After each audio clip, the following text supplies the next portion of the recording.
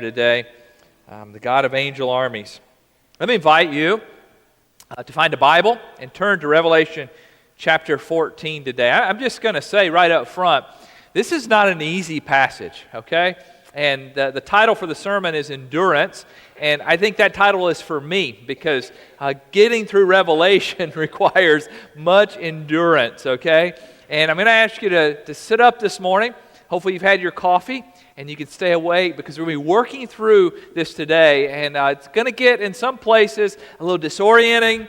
It's going to get a little confusing. You're going to be going, well, who is this and what is that? And I'm just going to warn you up front this morning, okay? If you are here for the first time this morning, don't get up and leave, okay? Because you know we're in a series on Revelation. Stick with us. And if you are going to be with us on through the end of the series, I would encourage you to go back and watch some of the earlier sermons online.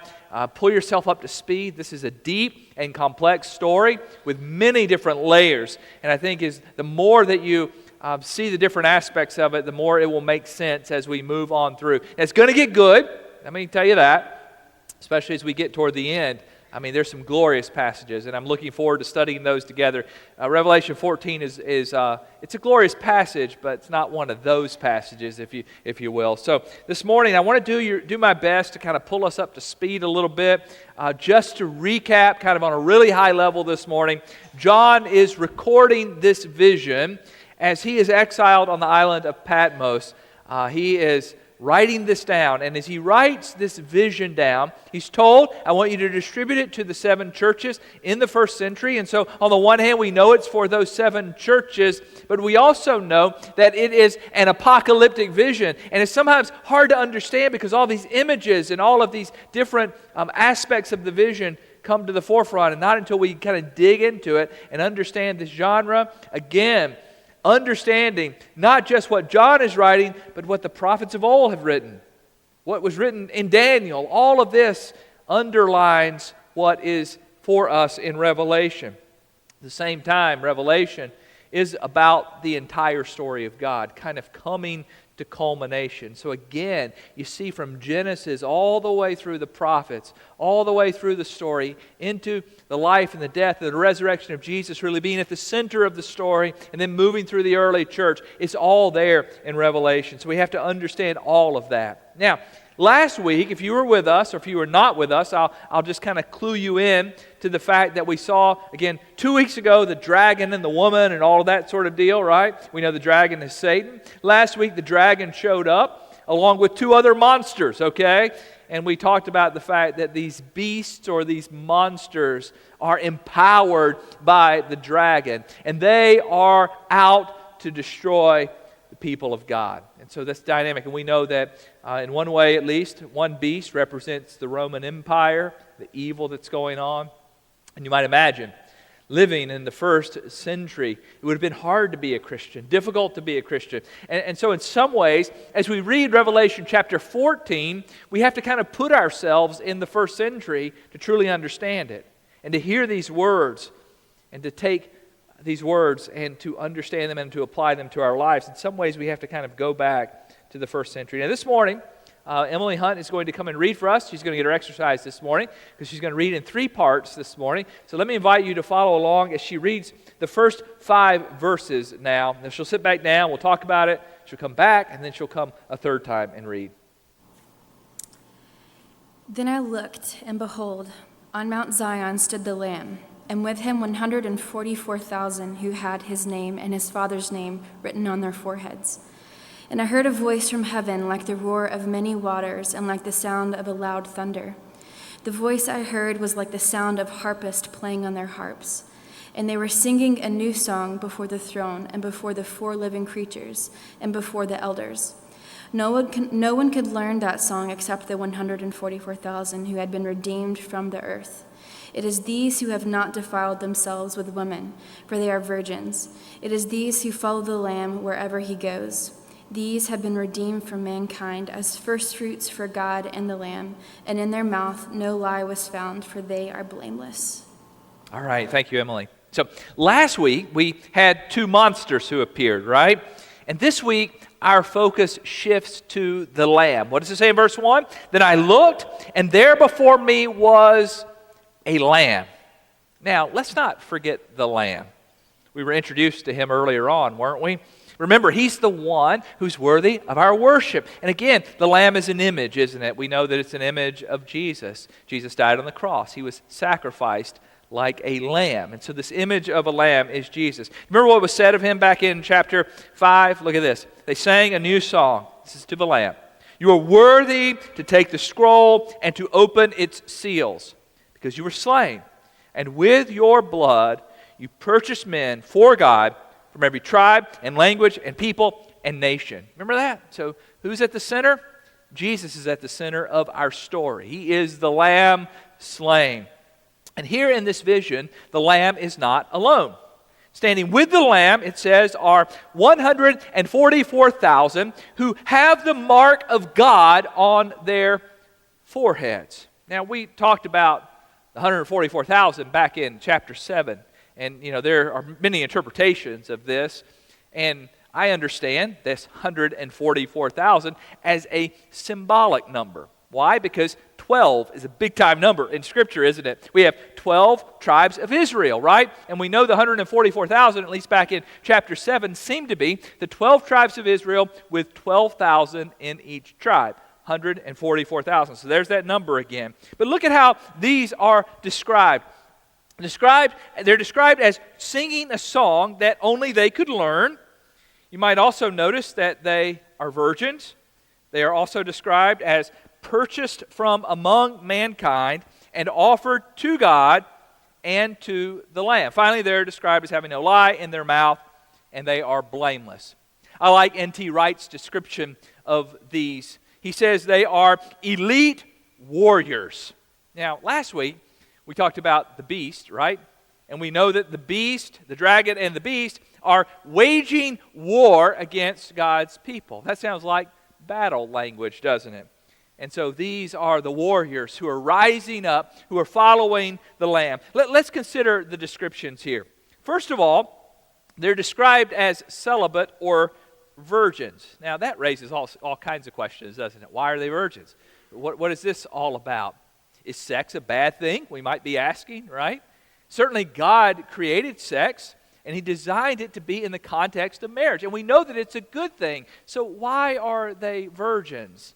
Now we know that throughout church history, there has been this idea that celibacy is a good thing, right?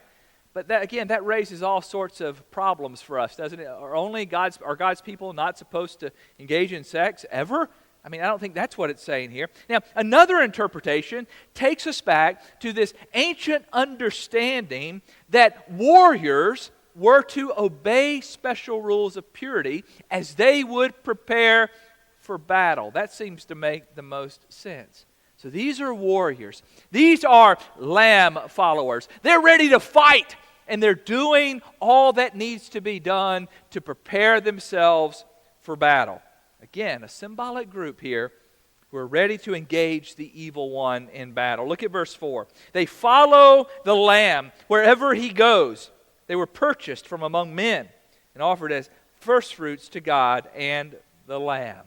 They're Lamb followers. Now, that whole dynamic of following Jesus, this is language that we use often as Christians, right? I mean, how many of you describe yourself as a Jesus follower, right? We follow. Jesus leads, we follow. In fact, in John chapter 12, verse 26, Jesus said this, "Whoever serves me must follow me, and where I am, my servant also will be." Now, as we get toward the end of this chapter, we're going to see why it's hard to follow Jesus. We're going to see what happens to those who follow the Lamb. But for now, just have this image in your mind of elite warriors following Jesus. They're described in verse 5 as full of truth. No lie was found in their mouths. They are blameless. The dragon was described as being full of lies. Now, these Lamb followers are full of truth. Now, let's be clear here.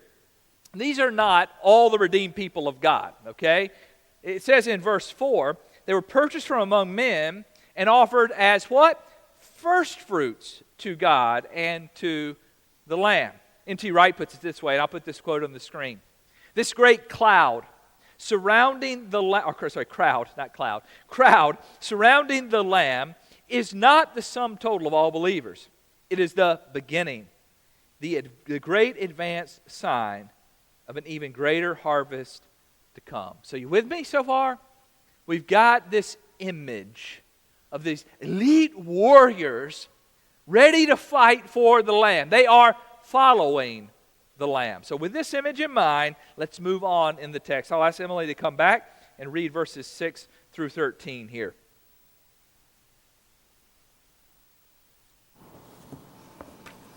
Then I saw another angel flying directly overhead with an eternal gospel to proclaim to those who dwell on earth, to every nation and tribe and language and people.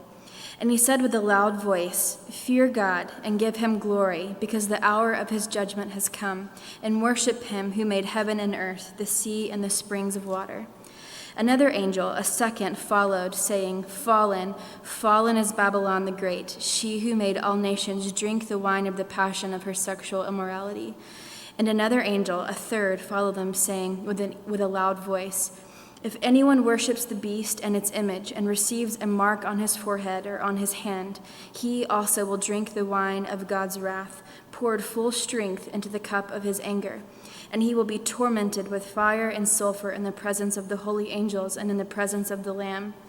And the smoke of their torment goes up forever and ever. And they have no rest, day or night, these worshippers of the beast and its image, and whoever receives the mark of its name. Here is a call for the endurance of the saints, those who keep the commandments of God and their faith in Jesus. And I heard a voice from heaven saying, 'Write this, blessed are the dead who die in the Lord from now on. Blessed indeed, says the Spirit, that they may rest from their labors, for their deeds follow them.'" All right, so your job, and you're envisioning all of this, okay? So it's almost like a scene here, and then it fades out, and then another scene, and then it fades out, and then another scene, and it fades out. So he's describing this, so it's kind of hard to follow if you're just reading along. You got these elite warriors in your mind, and all of a sudden, you have three angels showing up. Now, let's dig into this a little bit, because there's so much here, and understanding this really requires us to understand really all of the Old Testament, all the story of God up until this point, right? So let's look at some of the language here. He says, first of all, that the first angel is proclaiming the eternal gospel. Gospel, what's that word mean? We use that word a lot around the church, don't we? And sometimes we use it so much we don't even know what it means anymore. But if we really think, what does the gospel mean? Sometimes we refer to the gospel as being the message of Jesus, right? And we talk about the gospel being presented. And in many ways we think of it as really being limited to the fact that Jesus died for our sins. And then if we'll accept his forgiveness, then we can go to heaven when we die. Now that is a part of the gospel, but that's not all the gospel. And certainly that's not what is portrayed here. He says, "I saw an angel flying in midair. He had the eternal gospel," or this good news that begins in Genesis, okay, goes all the way through the Old Testament. And it is the message of Jesus certainly is at the center of this good news. But it extends beyond Jesus' life, death, and resurrection to the church, through the Holy Spirit, and all that God is doing, all the way through Revelation. It says here that he proclaims it to every tribe and language and people. Now, I think that's an interesting phrase there, because that's the same phrase we read back in chapter 7. Look at this verse back in chapter 7. This is again with the 144,000. John says, "After this, I looked, and there before me was a great multitude, no one could count, every nation, tribe, people, and language." Now here, in chapter 7, they are standing before the throne of God. But here in chapter 14, this great multitude of people from every tribe, nation, and language, they are on the earth, okay? So John is proclaiming, so the message is for those who live on the earth. Now, in the first century, those who were living on the earth were the Christians who lived in the first century under the Roman Empire. And again, we think about them, and we think about how difficult that must have been to live in that day and time when they were being persecuted. You know, we watched a Christmas movie. We're already getting into the Christmas season, okay? And how many of you ever seen the movie, is it Cranks Christmas? What is it called? Christmas with the Cranks? Okay, that's what it is. We watched that movie this week. Okay? And do you remember that whole storyline? Tim Allen is in the movie, and they decide to kind of give up Christmas in order to go on a cruise because their daughter goes away to Peru. Remember that? And it's so funny because everybody they bump into, they tell them they're not going to celebrate Christmas, and everybody's going, "Are you crazy? Are you insane? Are you weird?" Right? Now, this is what it was like in the first century. If you were a Christian in the first century and you weren't going to worship the gods in the temple, people would look at you. Are you insane? Are you crazy? You're not going to the festival? You're not going to participate in the emperor worship? And in fact, Christians were not only weird, but there were times when if they did not participate, they did not sacrifice, they did not join in, their very lives were in danger. They weren't allowed to participate in the markets. They were often killed because they refused to bow down and worship Caesar. You understand what John is saying here in this vision. The angel is proclaiming to the people who are living on the earth, every tribe, tongue, and nation. They're living in a very difficult place. And what is the message? He said to them, "Fear God and give Him glory." God glory, not the Roman gods. Fear Him, because the hour of His judgment has come. Worship Him. Okay, look at this. Who made the heavens and the earth and the sea and the springs of water. You see, everybody in the Roman Empire was saying, this God over here created this. And this God created this. And here's the God of fertility. If you go worship her, you'll have children. Here's the God of the harvest. And if you worship this God, your crops will be in good shape. And so all of these sorts of things. The message here is the one true God who created the heavens and the earth and the springs of water. That's the good news, you see. And we worship Him not because we'll go to heaven one day. No, that is certainly the part of it, and we understand that, but we worship Him because He made all things. He is the one who is in charge of all things. And the hour of His judgment has come. Now, two more angels. You with me so far? Just making sure. Okay, elite warriors, first angel proclaiming this eternal gospel. Second angel shows up and says this, "Fallen, fallen is Babylon the Great, which made all the nations drink the maddening wine of her adulteries." Now, what is this all about? And if you're a historian, you're going, wait a minute, isn't Babylon back in the Old Testament, right? Isn't that like where the people of God, they were exiled into Babylon, and you have the story of Nebuchadnezzar. Do you remember that, right? Shadrach, Meshach, and Abednego, Daniel in the lion's den. All of that's Babylon, right? And Babylon has faded off the scene. But the word Babylon is used over and over again in Revelation. So what is John seeing here? What is he talking about? Now again, the word Babylon is used in Revelation as a symbol for evil empires. Okay, we got to understand that. It was a real time and a real place, and it is now fallen, and now a new empire has risen up. What's the empire in the first century? The Roman Empire, right?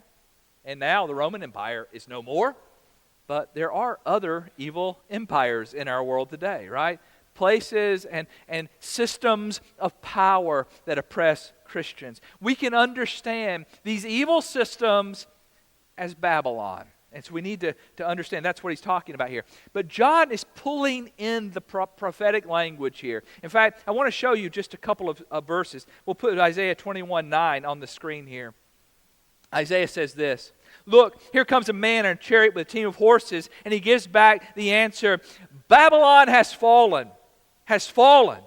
All the images of its God lie shattered on the ground." Now, what's Isaiah talking about? Isaiah's talking about Babylon hundreds of years before John. But John is pulling in Isaiah, right? And he's saying what happened to Babylon is going to happen in Rome, you see. And the gods in Rome are going to lie shattered on the ground. Jeremiah, hundreds of years before John pens these words, writes this, "Babylon was a gold cup in the Lord's hand. She made the whole earth drunk. The nations drank her wine. Therefore, they have now gone mad." Now, in Revelation 14, we read of wine again, this image here. Did you see how John is taking these images that are in the Old Testament, and he's weaving them together in Revelation to help us see the story of God, to see what happened then, and to understand it as what's happening in the first century. And you and I can take it, and we can understand it as what is happening in our day and time, and is ultimately going to happen at the end of time. The dragon, the beast, Babylon, those are all evil images in our story. Now this leads us to the message of the third angel. Okay? 1 angel, 2 angel, 3 angels. I'll not read every word of this message, but look at verse 9 with me. A third angel followed them and said in a loud voice, "If anyone worships the beast and his image and receives his mark on the forehead or on the hand," and then he begins to describe what's going to happen to everybody who follows the beast. Everybody who's a part of Babylon. Everybody who is a follower of the dragon. Now, if I were what you might call a hellfire and brimstone preacher, these would be the words that I would love, right? I'd pull them out, and I would read every word, and I would describe it, and I would let you know how horrible hell's going to be one day, right? So you better turn around, and you better repent, right? But I'm not that kind of preacher, right? And as I read these words, I don't get excited about it. I'm saddened by it. Because these are the words of judgment. These are the words that truly describe where those people who follow the beast will one day end up. Now, I'd like to think that all people are going to be redeemed by God, but that's not what the Bible tells us, does it? The Bible describes death. It describes torment. It describes burning. It describes no rest for those who have followed the beast. And then this language of marks being on the hand and on the forehead. What's all that about, you might say?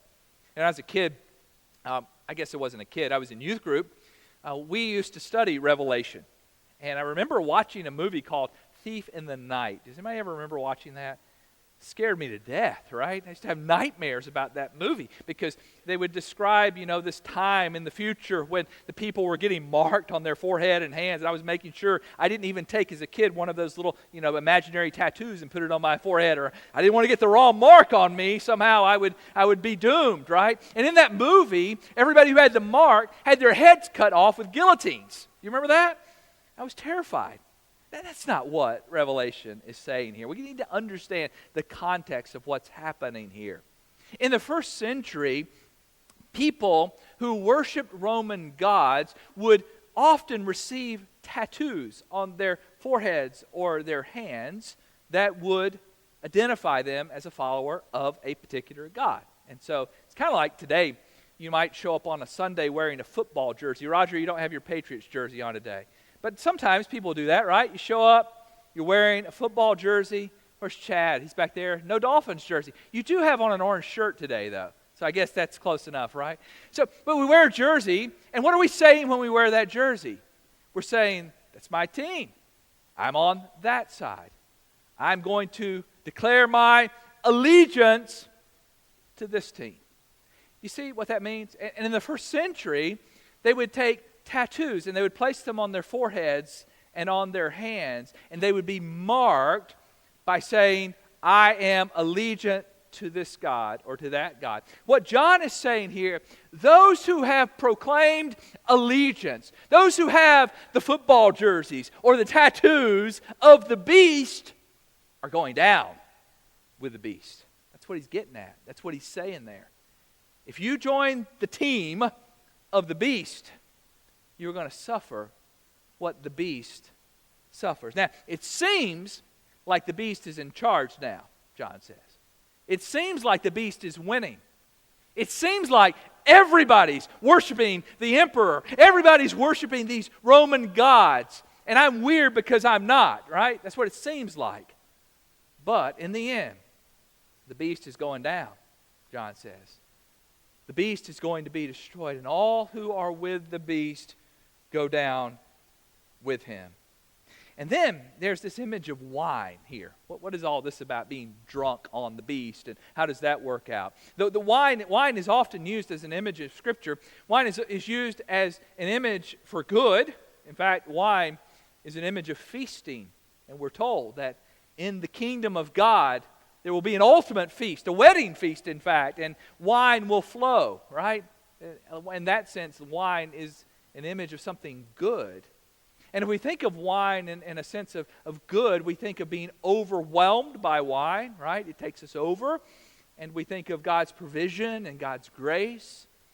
But wine is often seen as an image of bad or evil. And it's seen as something that intoxicates, something that disorients us, something that confuses us, something that makes us think that one thing is reality when it's really not. And here, the image of wine is that we would be drunk, not understanding what we're doing. We would fall into the ways of the beast, and we would, in a stupor, align ourselves with the beast. Do you see what he's getting at here? You see this image here? Be careful. Be careful. Don't go with the beast, because it's going to seem like the right way. It's going to seem like the easy way. It's going to seem like the way that is best, but it's not. Don't be drunk in that sort of way, is what he's saying here. And then in verse 12, it says, this calls for patient endurance on the part of the saints who obey God's commandments and remain faithful to Jesus. Patient endurance. It is not easy to follow Jesus. It will be hard. And you're going to see what he's getting at here in just a few minutes, and why it's hard in just a few minutes. Are you going to follow the Lamb, or are you going to follow the beast? That's really the message that John is getting at here. And then he says, look at verse 13. Then I heard a voice from heaven say, "Write, blessed are the dead who die in the Lord from now on." Yes, says the Spirit. They will rest from their labor, for their deeds will follow them. Death is not the end. Death is not the worst thing that can happen to you, is what John is saying here. Don't give in to the beast. Don't give in to the systems of the beast. Stay faithful to the Lamb. The vision continues in verse 14 and following. I'll invite Emily to come back and read the remainder of the chapter here. Then I looked, and behold, a white cloud, and seated on the cloud one like a son of man, with a golden crown on his head, and a sharp sickle in his hand. And another angel came out of the temple, calling with a loud voice to him who sat on the cloud, "Put in your sickle and reap, for the hour to reap has come, for the harvest of the earth is fully ripe." So he who sat on the cloud swung his sickle across the earth, and the earth was reaped. Then another angel came out of the temple in heaven, and he too had a sharp sickle. And another angel came out from the altar, the angel who has authority over the fire, and he called with a loud voice to the one who had the sharp sickle, "Put in your sickle and gather the clusters from the vine of the earth, for its grapes are ripe." So the angel swung his sickle across the earth and gathered the grape harvest of the earth and threw it into the great winepress of the wrath of God. And the winepress was trodden outside the city, and blood flowed from the winepress as high as a horse's bridle, or 1,600 stadia. All right. Thank you, Emily. Okay, these great images here that John is seeing. Again, we witness these elite warriors who are ready to fight battle. Then we have these three angels, and they're proclaiming Babylon is fallen. Don't join in with Babylon. You're going to be in trouble if you do.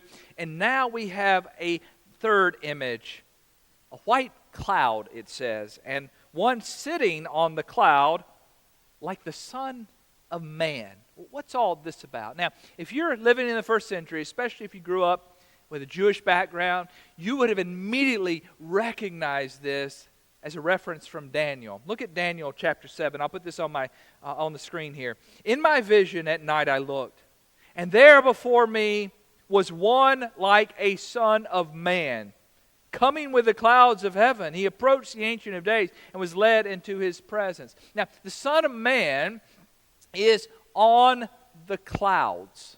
Now, we read that and we think of like the Super Mario Brothers, right? You know, little guy riding around on a cloud. But ancient readers would have immediately understood that language. They would have understood that the cloud has to do with God's presence. In fact, when Jesus was on the Mount of Transfiguration with his disciples, do you remember what it said? A cloud hid him from their sight. Now, they understood that was God's presence. Do you remember when Moses walked to the top of Mount Sinai? What does it say? He was in a cloud. A cloud is not just a literal cloud. It is a symbol for God's presence. And so here, God's presence, and then one like a Son of Man riding on the clouds. Who is the Son of Man? It's Jesus. In fact, Jesus often referred to himself as what? The Son of Man. And so here Jesus is coming in this imagery. He has a crown of gold representing power, representing victory, representing dominion. And he has a sickle in his hand. Now, we think of a sickle. Doesn't the Grim Reaper carry a sickle, right? I mean, we think of it kind of as a destruction sort of instrument of death, right? But that's not what a sickle is. A sickle is really about harvesting, isn't it?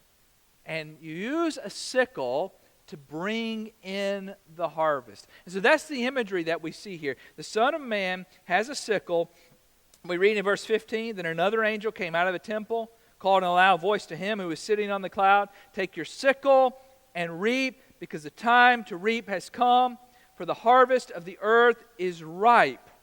So he who was seated on the cloud swung his sickle over the earth, and the earth was harvested. Now, he's not judging people with the sickle. He is harvesting with the sickle. Now, in Indiana, we think of harvest. It's fall, right? We think of harvest as pumpkins and apples and apple pie, apple cider, pumpkin pie. Are you getting hungry yet? Right? All of these images of the harvest. The harvest is this grand, wonderful sort of thing. But let me take you back to the first century. The first century here, the harvest was often about bringing in the grapes so that you could make wine, okay? So that's the sort of imagery that the first century reader would have had in his mind. That Jesus is the Son of Man coming on the clouds, God's presence. He is using this sickle, angel of fire, who is, fire represents God's judgment. He harvests. And you think of the harvest as being God's people being brought in. But if you keep reading here, what does it say? Take your sharp sickle, gather clusters of grapes from the earth's vine. Grapes are ripe, verse 19. Angel swung a sickle, gathered the grapes. We're thinking that's us, that's the harvest, right? And then he did what? He threw them into the great winepress of God's wrath. Whoa, I don't like that part. Wine press? What happens in a wine press? The grapes get crushed. And then look at verse 20. They were trampled in the wine press outside the city, and blood flowed out of the press, rising as high as the horses' bridles for a distance of 1,600 stadia. Whoa, that's not a pretty image, is it? That's not something that I want to be a part of, I'm thinking, right? Get thrown in the wine press and blood flowing outside the city. Now, a key phrase here is that phrase, outside the city, because the author of Hebrews uses that phrase to describe the crucifixion of Jesus. Jesus is crucified outside the city. Did you know in the book of Acts, the stoning of Stephen includes that phrase also? Stephen was taken outside the city, and what happened to Stephen? He was stoned. He was martyred. He gave his life. Jesus gave his life. Stephen gave his life. Now, are you with me so far? The first century Christians would give their lives for Christ. As they were faithful to the Lamb, it would mean for many of them death. It would mean for many of them a confession, Jesus is Lord, and their lives would end because of that. The first century church knew this too well.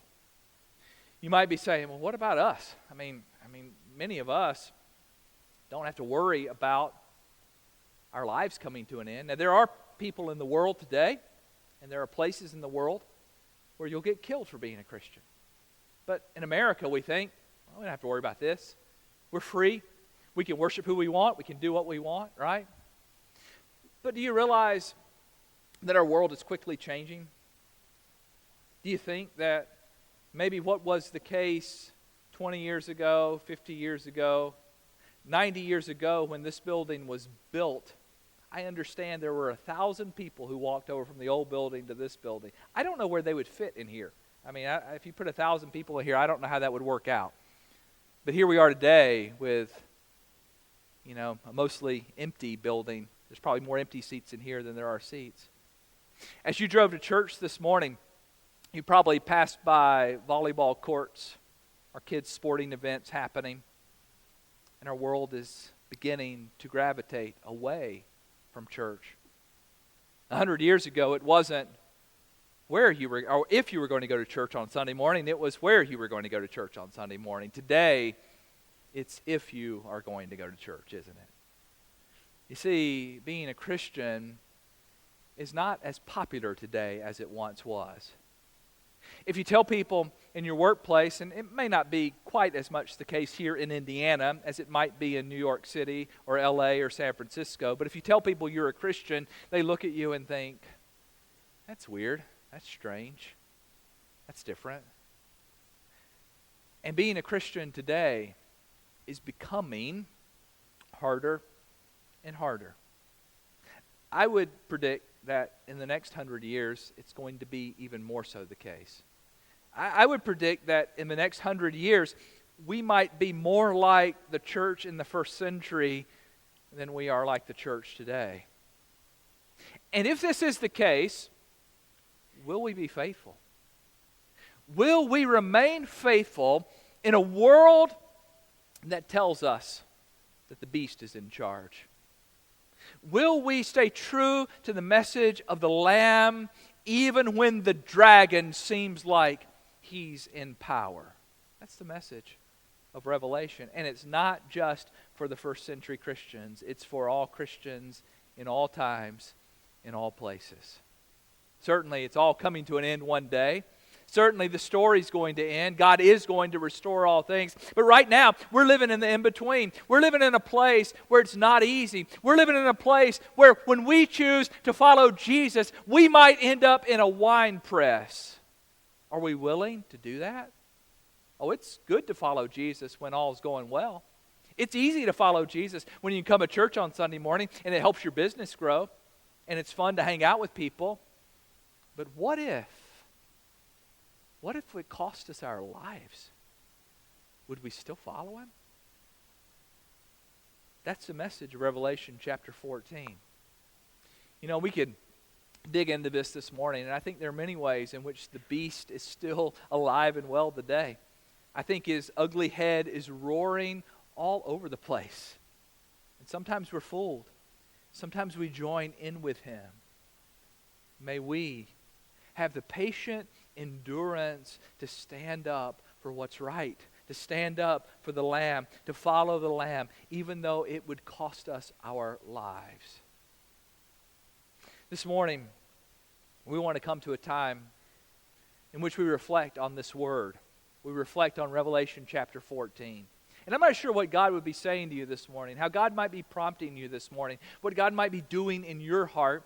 Maybe this morning, you find yourself in a difficult place this morning, and you just need to pray for God's strength. Maybe you're living in a place where it's hard, and maybe this morning you'd like to come and kneel at the altar and just ask for strength. Maybe you're in a place, or maybe someone in your family is suffering this morning. Maybe it's a sickness. Maybe it's some particular test result that you're waiting on. Maybe you're in a place where you're just not sure if God's in control, and you need to come and just confess this morning, God, I trust you no matter what, I trust you. Maybe you would come and pray this morning. If you brought an offering this morning, there's an offering plate down front, and we'd like to ask you just to come and bring it as an act of worship this morning. Not to show off, but to worship and publicly say, I am giving of my resources for this kingdom that Jesus has come to establish. If you've given online and want to pick up a green card and just place it in the plate as an act of worship, you can do that now. Maybe this morning there's a decision of faith that you need to make.